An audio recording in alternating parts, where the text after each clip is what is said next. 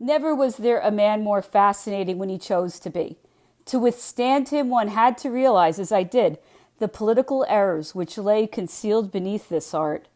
However prepared for him I might be, even when on my guard, he was often for a moment on the point of winning me to his opinion. And I only broke the spell because, like all curt and obstinate people, I remained on my own ground, maintaining only my own ideas and not heeding those of the emperor. To avoid being carried away by the geniality which he often assumed when wishing to inspire confidence, to withstand the forceful arguments and reasoning of the emperor, often specious but always clever and full of apt comparisons, as useful to illustrate his own ideas as to conceal the end he wished to attain. One had to believe as if one did not understand that he was saying, and to repeat diligently to oneself in advance, "This is just, this is right, this is only in the interests of France, and therefore in the true interests of the emperor." It was necessary to confine one's attention to the question as it appeared to oneself, and not to stray beyond the circle thus traced. Above all, not to follow the emperor in his digressions, for he never failed to shift the center of argument when he encountered opposition. Woe to him who admitted a single modification, for the adroit interlocutor led from concession to the end he had in view, casting up a previous concession against you if you defended yourself, and assuming that it consequently implied the point you refused to concede. No woman was ever more artful than he in making you want or agree to his own desire, when he thought it was to his interest to persuade, or merely wanted to do so. These reflections called to my mind what he once said on a similar occasion, which explains better than any other phrase could have done the price he was ready to pay for success. "When I need anyone," he said, "I don't make too fine a point about it. I would kiss his..." It's funny. Once he had an idea implanted in his head, the emperor was carried away by his own illusion.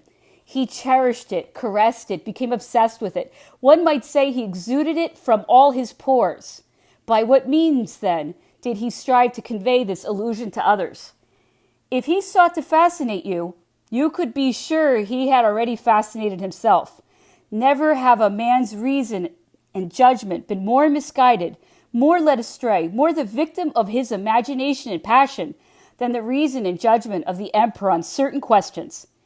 He spared neither pain, care, nor trouble to arrive at this end. And this applied as much to little things as to great. He was, one might say, totally given over to the subject. He always applied all his means, all his faculties, all his attention to the action or discussion of the moment. He put passion into everything. Hence the enormous advantage he had over his adversaries, for few people are absolutely engrossed by the moment's thought or action. I hope I may be pardoned these reflections. I returned to my conversation with the emperor. The emperor's endeavors to prove to me that all his wars were for political purposes, that his only aim was peace with England, and all his projects were conformable to this and aimed at that goal, induced me to touch once more on the great political questions relative to the project of war which I attributed to him on behalf of Poland. I said that I understood as well as he did, and that I had written to him to that effect when he might have had Poland's restoration in mind, that if it was to form a great buffer state in the center of Europe, Poland was not in herself sufficient. It would be necessary to fashion that power on a proper scale with boundaries, a political position, and an organization which would ensure general respect. I added that I understood perfectly well the utility of such a power, and that in consequence I considered any means admissible which would lead to that end, if he had no other wars on his hands. This arrangement, I continued, could not but be agreeable to the ideas of England and Austria, according to my views, The Tsar Alexander, although he could not publicly agree to this project on account of his Polish provinces, was a man who could appreciate the wise political scope of such an arrangement. Interest and honor would prevent him from giving up his portion of Poland without a struggle. But this war, fought at some other time and with the acquisition of Europe, the acquiescence of Europe, would soon be over. And if it were waged for that purpose, it must be made clear that such was its purpose, so that Europe would regard it only as a fight for security. It would be essential to make an authentic and positive declaration of his views and principles, and of the end he had in mind, to make Austria disinterested.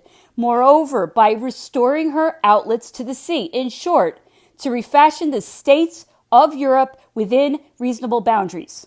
I added that it was essential to take a firm and definite attitude with regard to Prussia, and to come to an understanding with the great powers that the buffer state should be ruled by a dynasty neither French, Russian, nor Austrian. In fine, that this state should be entirely independent in respect of its organization as well as its dynasty. And it seemed to me that a question of this importance and an arrangement of this nature would induce England to make peace more than would the continental system, as offering a tranquil future to all cabinets, and so setting an example of moderation, even of sacrifice.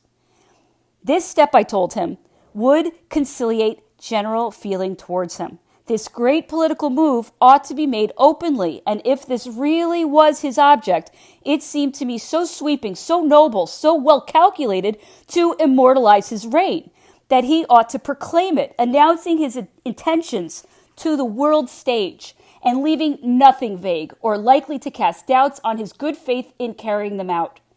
All the mysterious ways of our existing political system, I continued, all the pinpricks that were given ostensibly to make one's adversary explain his intentions, but really to force him into a corner and make him aggressor, would then become out of date and useless. That in such an event I should esteem myself happy to be the agent, the verbal go-between for such a project. I was prepared to be the intermediary at St. Petersburg, however little the cabinet there might relish the message I took them. I concluded by saying that such a purpose, worthy as it was of the emperor's genius, was the only thing which could make the Polish war intelligible to me.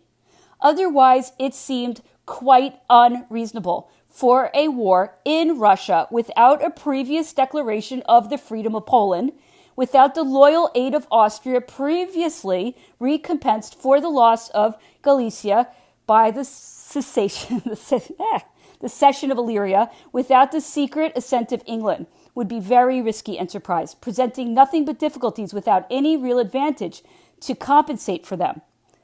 100 Russians slain beyond the Oder did not appear to me sufficient compensation for the death of a single Frenchman slain on the same field of battle.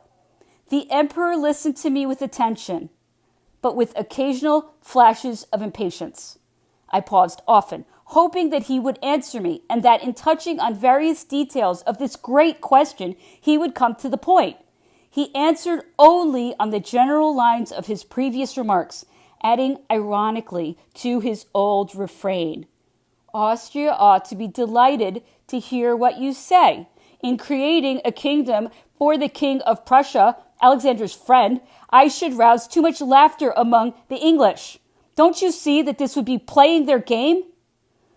"I have not mentioned the King of Prussia," I answered. "The King of Saxony or any other monarch might rule this state. Who knows, in the arrangements for intervention, whether the powers would not consent to have on the throne some prince of the Confederation or some other person agreeable to your Majesty." Although my observations appeared to be little to the emperor's tastes, yet I reflected that I had already said too much to stop at that point, and that the emperor would do well to realize that no one was hoodwinked by our policy. So I added, "If your Majesty does not act on these lines, I ought to say frankly that everyone in Europe, as in France, will see that the war in Russia or Poland for which you are preparing is not in order to create a buffer state, as your Majesty would have us believe, but for some purpose for which that is merely the pretext. The emperor seemed a little provoked and said, as he invariably did when a matter was broached that displeased him, "I am not asking your advice." Nevertheless, he led the conversation round to the topic of Russia. He went into each question in detail, spoke of every grievance, as though he were going over each step with his cabinet and seeking to explain himself and win agreement. As the emperor still seemed anxious that I should see Prince Kurakin, I told him that I would not be a party to deceiving anyone, least of all the Tsar, but taking a step that would amount to trickery, for I had no longer any authority to speak of affairs. All these preparations would be a misfortune for France and a matter for regret and embarrassment to the emperor himself, and I had no wish to give myself cause for reproach for having contributed to it. The emperor turned his back on me, saying dryly that I understood nothing about policy, and thereupon left me. I continued to live in retirement, maintaining the utmost reserve. I saw no Russians, and even avoid meeting Prince Kurakin. More than a month had passed without my seeing any of them, when the emperor had another conversation with me shortly before his departure. Once again, he returned to his supposed grievances. This time, his conversation seemed to show what was really in his mind. The emperor could no longer make pretenses about his plans for departure, but he still tried to persuade me that he neither wished to establish Poland nor to have any kind of war, but hoped that everything would be cleared up and arranged without coming to blows.